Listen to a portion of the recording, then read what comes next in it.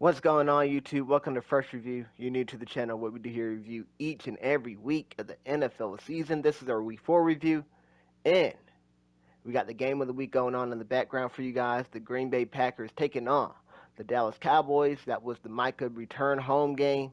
A lot of stakes on that game. Very hyped up game. It was a primetime game. Game of the week without a doubt. But what we do is we go in chronological order, or not chronological. That means the order in which they happened.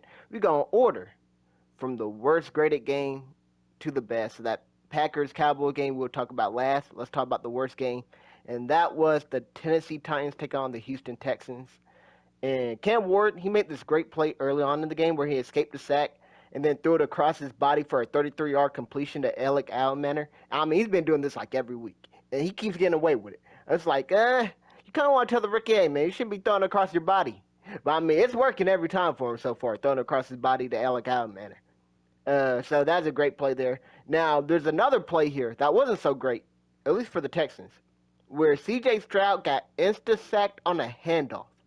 I seen it all. I saw this happen on Madden before. I'm like, yo, the game's trashed. It really just happened in real life. So I can't even call Madden a trash game anymore. The man C.J. Stroud wanted to hand the ball off, and they let the defensive tackle sack C.J. Stroud before he could hand the ball off. That's unbelievable. That is the worst line, without a doubt, in the league. Now, Woody Marks, he got the game-sealing touchdown in the fourth quarter. He also ran another TD, and I thought this was a breakout game. I was curious to see what he could do in the foreseeable future because him and Chubb been a great 1-2 punch with the dynamic there. Of course, Chubb's a solid runner and stuff, but not that great of a pass catcher. Where Marks is, he can shine as a pass catcher. But I'm curious to see if Marks gets a larger role in the future because he had a really good game here. Granted, this was a blowout game because this was Houston's first shutout they got since 2010. Yes, they shut out the Tennessee Titans. So they won this game decisively. I thought it was an awful game, though. I'm giving it a 17 out of 100. Titans didn't really come to play this game. Now, the Texans got a much-needed win that made them go 1-3. So both these teams were 0-3 going into this game. The Texans got a much-needed win. But now let's go ahead and go over to our next game, which was just as bad. And that's the Cincinnati Bengals take on the Denver Broncos. This game was an awful watch. I kid you not. I don't have any notes for this game. The Bengals didn't need to trade for a quarterback because Jake Browning is not the answer. The Broncos massacred this team from start to finish. It's just an awful watch, man. I know the Broncos defense is legit, but this would have been a really good game, similar to how it was last year in that Week 17 matchup where both teams were fighting for a playoff spot and all that. It would have been a great game if Burrow was healthy. Burrow's not healthy. You see how important Burrow is to this team. Truly awful. Well, another awful game. I'm going to give it an 18 out of 100. Now we're going on to our next game. Another bad game. And that's the Cleveland Browns take on the Detroit Lions. So, the Browns, they had first and goal from the 1. They got stuffed 3 times, but on 4th down, they hand off to Judkins and they finally punch it in. Flacco threw an intentional grounding interception. I'm going to say this one time so you guys can all understand what I'm saying. He threw an intentional grounding interception. That means if the DB, who is Kirby Joseph, did not catch the pick, it would have been intentional grounding. He threw the ball to no wide receiver in the area. If Kirby Joseph did not catch this interception, it would have been intentional grounding. They need to bench this man, and they will. So next week, Dylan Gabriel will get the start. We'll see what he does. But, wow. He should have got benched right then and there, like on the spot. I guess we want to give Dylan Gabriel a full week to prepare and all that. They do go overseas, and they will be playing, I believe it's in London, but somewhere in Europe, they're playing the Vikings next week. We'll see. But, man, I couldn't believe this interception by a veteran. Now, Khalif Raymond, he returned the punt for the game-clinching TD. That pretty much ended the game. Lions, of course, they're kind of some front runners and stuff. They will run it up a little bit more. But, we're curious to see what the Browns do next week. Of course, the Lions being the Lions, you expect them to come in here and win this game, and that's exactly what they did. But I thought it was a bad game, though. 29 out of 100. Browns did the best they could, all things considered.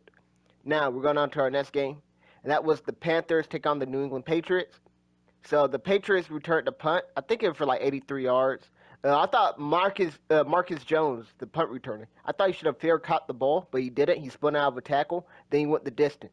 He almost returned another punt later on in the game, but he got tripped up by the punter. That was also after he made multiple people miss and already returned like 50 plus yards. I want him to score. I'm like, go, get to the house, score again.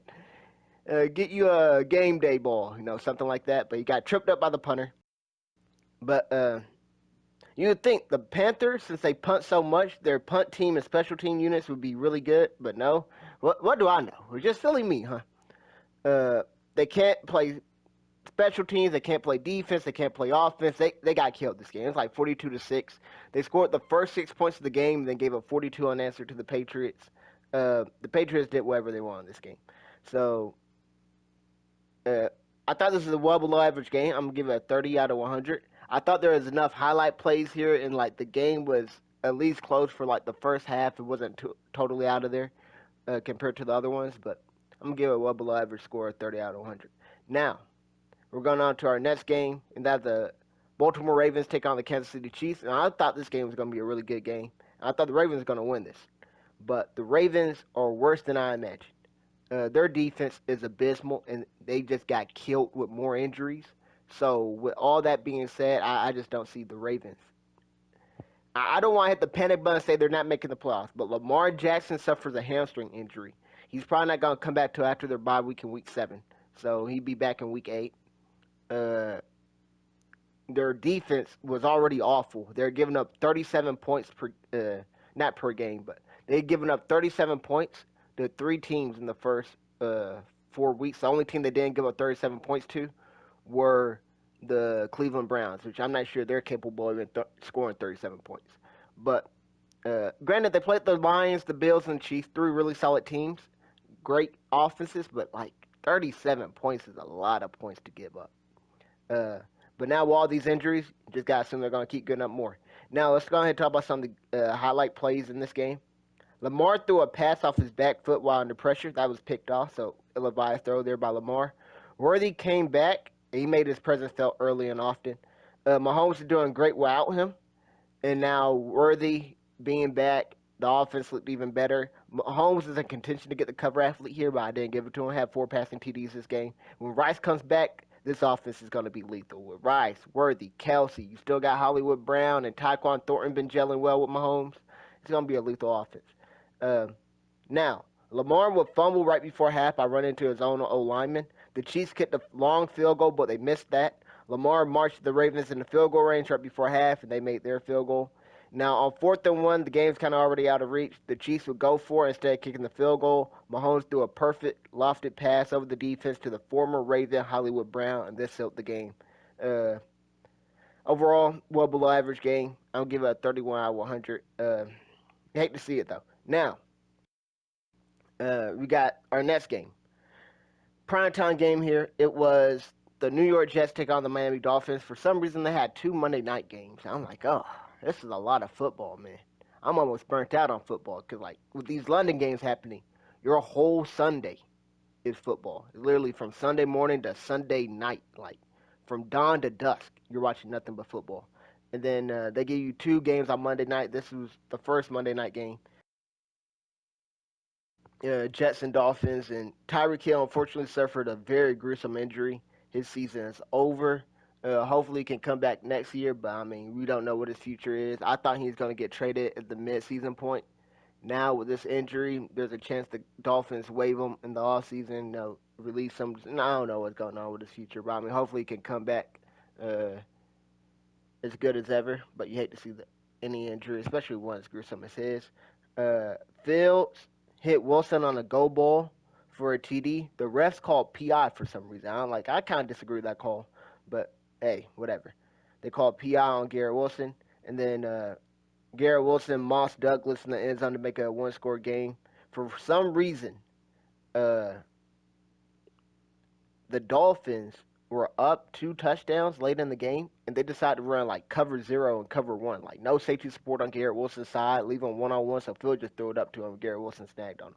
They ran it back-to-back plays. The first time they got blessed. The second time they ran it again. I'm like, all right, now you're just begging for it to happen. But overall, though, I thought this game was slightly below average. I'm going to give it a 47 out of 100. Now we're going on to our next game, and that is the LA Chargers take on the New York Giants. So Jackson Dart got the start this week because Russell Wilson was benched. Now, Dart mobility was used early and often. You see the difference between the quarterbacks right here because Wilson was not moving nearly as much as Jackson Dart.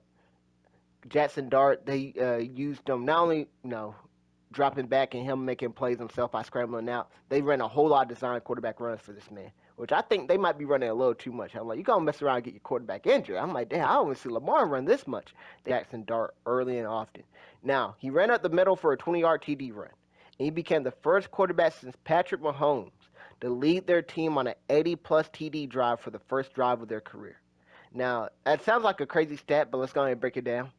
For that stat to happen, you got to be at the 20-yard line or farther back. And then you also got to lead them down and score a touchdown, right? So, you lead them down, you get a field goal, that doesn't count. You punt the ball, of course, that doesn't count. And, you only got one chance to do it. So, he's the first one since Mahomes to do. I thought that was a very interesting stat. Now, Sexy Dexy got a pick off of Justin Herbert. And Herbert got the TD saving tackle, which was a huge play by Herbert. So, good hustle by him. Dexter Lawrence, one of the best defensive tackles in the game. Might be the best defensive tackle in the game. All pro caliber, without a doubt. Great play here with the hands. I wanted the big man to get into the end zone, but he wasn't able to make it. Herbert got him. And that's a great tackle, like I said, because the Chargers defense helped them to 3. Now, Neighbors unfortunately injured his knee on a deep target. It is a torn ACL. He will be out for the season, of course. So we wish that man a speedy recovery.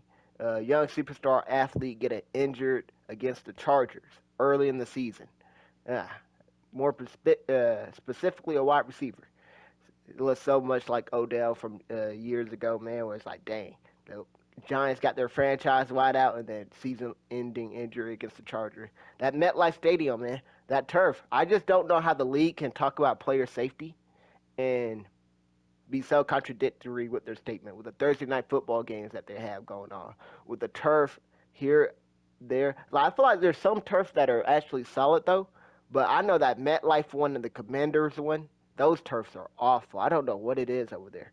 But, yeah, you hate to see Neighbors go down, non-contact. Now, right before half, Herbert found Randy Moss. No, my bad, pardon me. Quentin Johnston for a 35-yard TD pass. What a resurgence for this young man's career. QJ is actually from the city I'm living in right now. So, a little fun fact there. I'm not sure he ever comes down. I'm pretty sure he probably does come down. I just never seen dude. If he comes down the summertime and all that. But it's great to see him popping off. I kind of written that man off as a bust, right? But it's great to see him panning out. Now, Herbert would throw another pick later on in the game. And Keenan Allen would get the TD saving tackle this time. But this time the Giants were able to capitalize and score a touchdown instead of settling for 3. Now, Hampton would run down the right sideline for a 54-yard TD run. Hampton is looking like the truth. He's a first-round running back. There's only 2 that I take in the first round. He's low-key looking like the best one. Or at least he was until we get to that man, Ashton Genty, who finally had his breakout game. But Quinshon Judkins and Cam Scatterboo, they all been looking really good. But with the Najee injury, we're going to see what Hampton's doing in the future. Because now that backfield should be solely his. Now, the Giants would go for it on 4th and goal from the 3.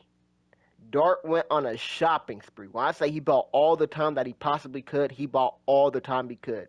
And then he found Wan'Dale Robinson in the end zone, but the Chargers defender would jar the ball loose to force a turnover on downs. Giants would try to go down there and get a game-time field goal, I believe, but Giants hold on. And the winless Giants held on, and they beat the undefeated Chargers in an upset victory. I actually predicted this game, though. I might start doing my predictions and stuff and put on here, but I did predict that the Giants would win this game, so I was correct in that regard. Now, I thought this was a good game. I'm going to give it a 72 out of 100. And now we're going on to our next game, which I thought was really good. And that was the New Orleans Saints take on the Buffalo Bills. Now, Shakir spins out of multiple tackles to take a screen pass 43 yards for a touchdown. Now, Kendrick Miller would say, anything you can do, I can do better. He would break multiple tackles and score an 18-yard touchdown of his own. But The tackling right here, you're gonna have to be hitting them dummies in the practice. Gonna have to be hitting them tackle dummies because you gotta wrap up. Now the Saints tried to run the Philly special, and Chris Olave threw an interception. Kellen Moore, you know better. You can't do the Philly special. You're not in Philly. You're an imposter, Kellen Moore. You know this. The Bills DB made an amazing one-hit interception. And now the Bills go for it on 4th and 2 from midfield. They tried to trick play and it didn't trick anyone, so they failed to convert. Cooks would get open for a go-ahead TD, but Rattler threw it behind him, so the Saints had to settle for a field goal. On a crucial 3rd down, Josh runs up the middle and through traffic for a 27-yard run. On the next play, he connects with Kincaid for a game-sealing 28 TD pass, and that made it a two-score game. The Bills ended up holding on and winning. Now, I thought this was a really good game. I'm giving it a 75 by 100. Now, we're going on to our next game, and that is another really good game. The Philadelphia Eagles take on the Tampa Bay Buccaneers. Now, the Eagles block a punt for a TD. Dallas Goedert scores 2 easy TDs in the red zone for creative play calls, right? They're both great play calls here. So I know a lot of people are about the Eagles play calling their OC this, that, fire him. I want his head on a stick, whatever. Great play calls here for Dallas Goedert, especially in the first half. Now, right before half, the Bucs try a 65-yard field goal, and they actually make it. This man made the second longest field goal in NFL history, at least in the regular season or postseason.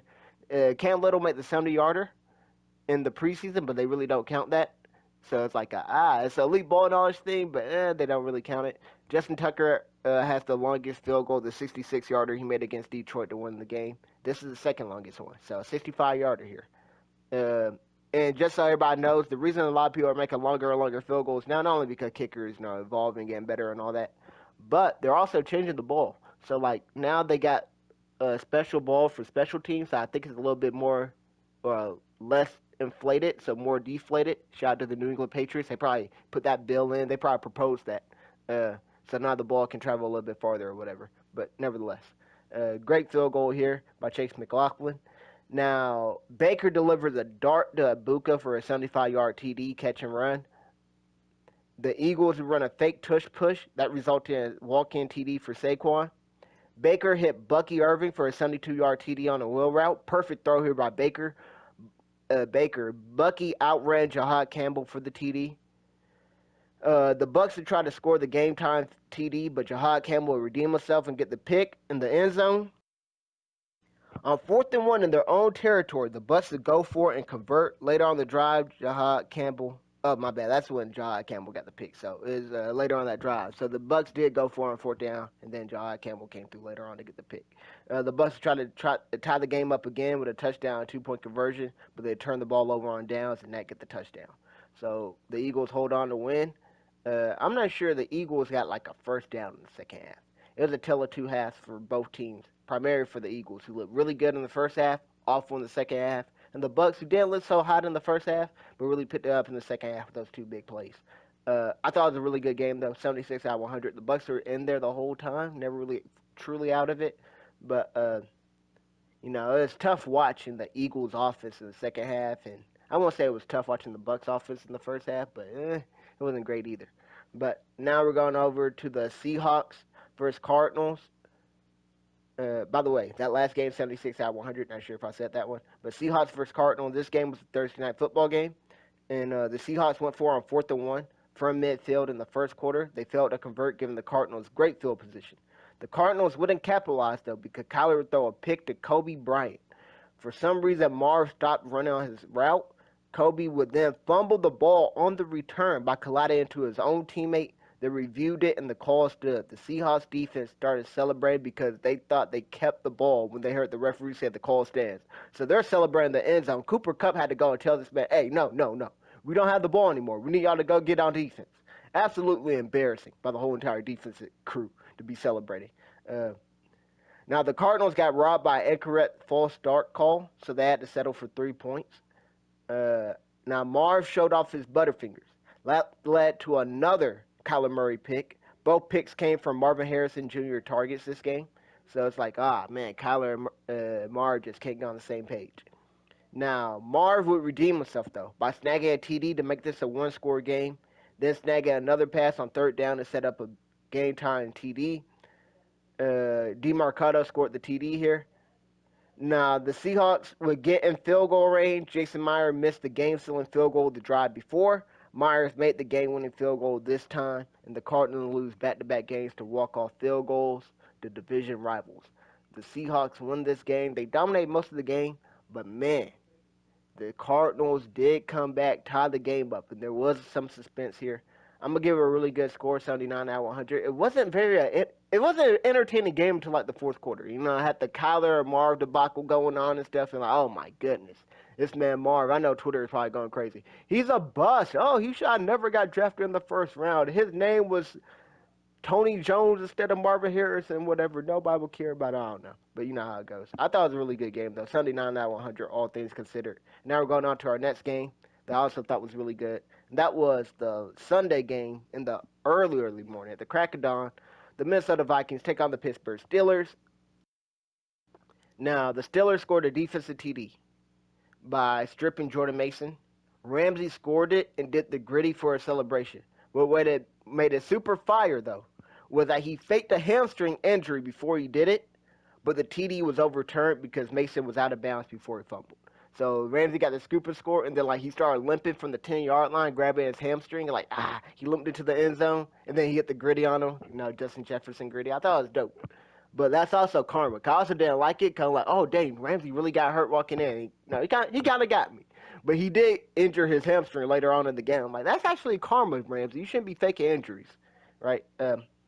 But that happened. DK took a slant route and put on the burners to take it 80 yards for a TD. Kenneth Gainwell filled in for Jalen Warren, who was injured. Kenny G had a great game. Scored a pair of TDs, went over 100 total yards. The Steelers went for our fourth and goal from the 4 and didn't get it. It kept the Vikings in the game by raising their win probability from 1% to 2%. And then when I got the TD, when I ended the game, the field goal would have made it like maybe a 9 to 12 point game, whatever. I don't know. I can't remember that score. But nevertheless, Wentz would find Addison wide open for a deep bomb down the sideline, but Addison got chased down by a linebacker. I believe it was Peyton Willis or Mac Willis. Forgot what his name was, but or Wilson. I think it is Wilson. Excuse me, not Willis. But he got chased down and tackled at the 2-yard line and got tackled in bounds. So not only did he not make it in the end zone, if you went out of bounds, that would at least stop the clock. But since he got tackled on bound, that clock kept going and going and going. And the Vikings will eventually score on fourth and goal. But the TD saving tackle burnt an extra minute of clock. So the Vikings tried to go for the onside kick after that. They failed to recover, but they stopped the Steelers from getting the first down. It was fourth and inches, and the Steelers actually decided to punt and believe in their defense. As an Eagle fan, fourth and inches, you know exactly what we're doing. Push, push. That tush is getting pushed without a doubt. But the Steelers, they decide to punt it, pin the Vikings deep, see if Carson Wentz, who's filling in for J.J. McCarthy, can go the length of the field. It seemed to be the right decision because on the first play of the drive, Wentz threw an interception. But upon further review, it's revealed that the DB bobbled the ball. So while he went out of bounds, he didn't maintain possession. So they called it incomplete. So that gave the Vikings another chance. They maintained possession. It didn't matter, though, because the Vikings turned the ball over on downs to end the game. They had that extra minute of time that was wasted on the Jordan Addison getting chased down play. Maybe, they opened up the playbook a little bit more and maybe don't turn the ball over on downs. Like how Dak just threw it up. I literally just looked up and saw Dak just throw it. Oh, my goodness gracious. Wow. Look at that gameplay. But nevertheless, I thought this was a really good game as well. I'm going to give it a 79 out of 100. Now, we're going on to the Dan Quinn and Marcus Mariota revenge game. The Washington Commanders take on the Atlanta Falcons. The Commanders will go for on 4th and 1 in the red zone. The right decision, in my opinion, and that led to a TD later, that drive. Bijan, or Bajan, you want to say it properly, but I just prefer Bijan, I ain't going to lie to you. And I know his name's Bajan, but Bijan just sounds much better. I'm sorry, Bijan, or Bajan. But Bijan showed off the nifty moves for a 15-yard TD. Man played hopscotch with all the jump cuts he was using. Oh, my goodness gracious. Hippity hop, looking like Frogger out there. Now, Bijan was open for a big catch and run for 70 yards. He got tackled inside the 10. And then later that drive, a few plays later, Penix hit Pitts for a TD. Now, Mariota and Penix threw back-to-back picks on some anything you can do, I can do better type stuff. I couldn't believe it. I'm like, all right, one player throws a pick, Penix goes back out there and says, I don't really want to give, like, I want the ball right here. I'm going to go ahead and give it back to you, Mariota, so I can go back over there on the sideline. So, well, back-to-back picks. Now, Tyler Algier uses speed to hit the edge, then uses power to truck a defender for a 15-yard TD. And then on 4th and 3 outside the red zone, just outside of it, Mariota threw a perfectly thrown fade pass to Debo. It was a TD, but unfortunately, it was a little too late. It was a great bounce back win for the Falcons after they got shut out by the Carolina Panthers. I'm giving this game a great score, 81 out of 100. There's some really good game plays in here. I kid you not, though. I know, like, people might. I won't complain that you guys got other games that I had in the really great tier above this one. But there's just something about this game, man. I thought it was a great game. I'm giving it an 81 out of 100. Now, we're going on to our next game, and that was the Jacksonville Jaguars taking on the San Francisco 49ers. ETN scores on a 48-yard run. He hit someone, he hit the safety with a hezzy. When I say he broke this man's ankles and hit that man with a yin-yang, you just got to imagine the yin-yang. You can't see what I'm doing in my room right now, but just know he hit that man with a yin-yang. Oh, my goodness. Broke his ankles. And then a pass went off the hands of CMC, and that led to an interception. It was a tough catch to make, but just unfortunate play there. That led to a pick. CMC would make up for it, though, by catching a flip pass from Brock Purdy and juking his way into the end zone. The 49ers went for two, and they got it. But Jawan Jennings was hit stick in the ribs. They also lost Ricky Pearsall earlier in the game to a knee injury. And, of course, they still got Noah Ayuk, who's recovering from their torn ACL, so they're missing their top 3 wide receivers for the final stretch of this game. Now, the Jags got in the field goal range, but they missed it. That kept it a 5-point game. On the next play, though, Purdy got strip sacked by the former 49er, Eric Armstead. Revenge never felt so good. The Jags didn't let the Niners get the ball back. They milked the clock by getting a first down and then taking knees, and they won. What I thought was truly a great game. I'm going to give it an 86 out of 100. Now, we're going on to another game. That is the Indianapolis Colts taking on the LA Rams. Now, Danny Dimes, he threw an early interception and nearly threw another one on the next drive. On 4th and 1 inside the 5, though, the Colts ran fullback dive with Tyler Warren in at fullback. Warren punches in the TD score for the first TD of his career. Puka submitted himself this game not only as a top 5 wide receiver, you could say he's the number 1 wideout. And I wouldn't be surprised if people are all saying that by the time the season's over. Because this man can do it all. He can beat you deep. He can score intermediate. He's great with the ball in his hands. He can block. He can take short routes, extra yards. Like he's just a dog, man. He can make spec catches on the sideline, contort his body. Got great hands. He's sure-handed. Like he's a dog. Let me stop glazing this man. But speaking of young wide receivers, right? We just got done talking about Puka. Let's talk about another young wide receiver, Adonai Mitchell, the Rams MVP. He makes an incredible catch. Outruns a couple of defenders, then drops the ball before he crosses the goal line. It looked like he tried to stretch the ball across or switch the ball from his right hand to his left and just lost it. It wasn't as bad as other players that, like, they're so happy and eager to celebrate, they just drop the ball willy-nilly like. But this was bad. And he knew he dropped it because he tried to recover it before he went out the end zone. And then, like, he didn't even celebrate the touchdown because he's like, oops, did I just do that? And, like, yeah, he kind of knew he'd messed up. But he wasn't done there. He also wanted to get a holding call when Jonathan Taylor broke like a 59-yard TD run. So that holding call Adonai Mitchell committed, got that touchdown call back too. So 2 touchdowns here. Adonai Mitchell dropped the ball. Literally, figuratively, metaphorically, however way you want to describe it. Now, Stafford will hit Tutu Atwell on stride for a 75-yard TD bomb. That gave the Rams the lead. Daniel Jones tried to tie the game up, but he threw a second pick of the game. Both went to Cameron Curl, and that ended the game. So, man, tough L here by the Colts. They were 3-0 going into this one. Rams win what I thought was truly a great game, an 89 out of 100. I normally gave a game like this an amazing score, but there's no way I can give you an amazing score or spectacular. Well, this game will be remembered for the blunder that was Adonai Mitchell. Like, there is no other way. If I ask you, Colts versus Rams week 4, do you remember that game? You're gonna be like, is that the one that Adonai Mitchell dropped the ball? Yes, yes, it's that game. So I can't, that's everybody's gonna remember it. But for the negatives, and I can't put in that amazing tier. But overall, truly a great game. 89 out of 100. Now we're going on to the final two games, and they were side by side. Tough game to decide which was better, but I'm going with the Bears versus Raiders being the second best game this week. And for some reason, the Raiders go for it on 4th and 1 on their own 30-yard line.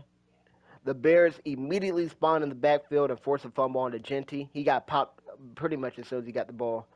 Uh, Now, the Bears weren't able to capitalize because Max Crosby made a sensational play. He deflected and caught Caleb Williams' pass for an interception. The Bears came away with nothing after the turnover. Now, Genty had his breakout game this game. The Raiders finally gave him more than 80% of the snaps. He scored 3 total touchdowns, 2 via catches and 1 via a 64-yard run down the left sideline where he looked like he was back in Boise State. Now, in scoring position, the Bears would mistime a snap, and that would result in a loss of 20 yards. The Bears fortunately made the long field goal, uh, right? So at least they still got the field goal because they almost got a field goal. Right? It's just a long field goal. They like in the red zone, just outside of it, and to lose 20 yards on a mistimed snap is inexcusable. But they got the field goal. The Raiders had 3rd and goal, but Gino threw a low pass. It was a poor low pass. So if you throws it properly, Thornton might be able to score a touchdown there. That's why I made this a 2-score game. But he throws a bad pass here, so the Raiders end up having to settle for 3. So it makes it 24-19. Caleb will get the Bears the lead with a game-winning drive. DeAndre Swift scored the touchdown, but they were unable to convert on the 2-point conversion. So the score is 25-24. Gino gets the Raiders in the range, and Daniel Carlson, one of the best kickers in the league, he gets his field goal blocked. And the Bears win because they got the RNG. As my boy Montana would say, man, sometimes it's all about having that luck, that RNG. The Bears got it, man. They got the RNG victory this game. And, wow. I thought this game was spectacular. I'm going to give it a 97 out of 100. You got the block kick. You got the Genty breakout game. You got the Caleb Williams patented game-winning drive. Where I'm like, all right, the Bears.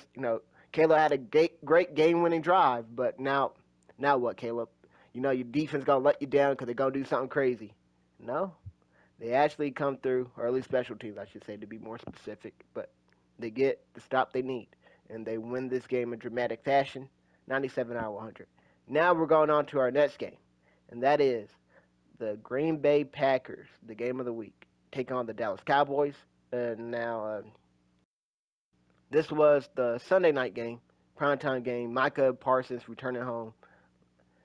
And Romeo Dobbs, early in the game, he caught a pair of goal line TDs to give the Packers a 13-0 lead. Remember, they still got no Christian Watson. They still got no Jaden Reed, both out due to injury. So Romeo Dobbs stepped up this game, got a pair of TDs early. But the Cowboys blocked the PAT and returned it for 2 points. So instead of being 14-0, it's 13-2.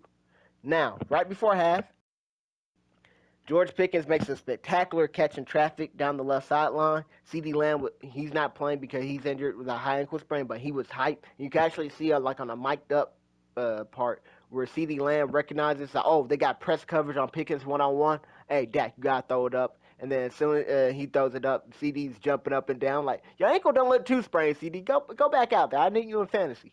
But nevertheless, he's hyped for his boy. He recognized the play right away. I love seeing players like pre-diagnose plays and stuff like that because that gets me thinking like maybe he got a future as a coach. But that's a different story. But Pickens gets him right to the goal line. The Cowboys will get my bad. That set up a Dak rushing TD. So Dak ran in, made it 9-13. Right before half, the Cowboys would get a strip sack, then score on the next play when Dak will hit Pickens on the skinny post route to go up 16-13 at half. And the Cowboys got ball back coming out of half. So the Cowboys got a triple dip. They scored before half, got a strip sack, scored again, and they got the ball back coming out of half. They just triple dipped. That is insane to think about. They were down 0-13 with less than 1 minute before half. They won at halftime with a 16-13 lead, and they got ball back. So that's just incredible there. Now, Romeo Dobbs will get his third TD late in the fourth quarter. Uh, that would give the Packers the lead. Pickens will answer by getting his second TD of the game to give the Cowboys the lead. Josh Jacobs gets them in the field goal range, and McManus hits the 53-yard field goal to force overtime. So on that George Pickens TD, he caught like an out route and then like I think he broke a tackle, then like ran and then scored a TD for like 25 yards or whatever. It actually would have been better if he went down at the one. That way the Packers has to burn timeouts, or the Cowboys just milk more time than score on first or second and goal, whatever the case may be.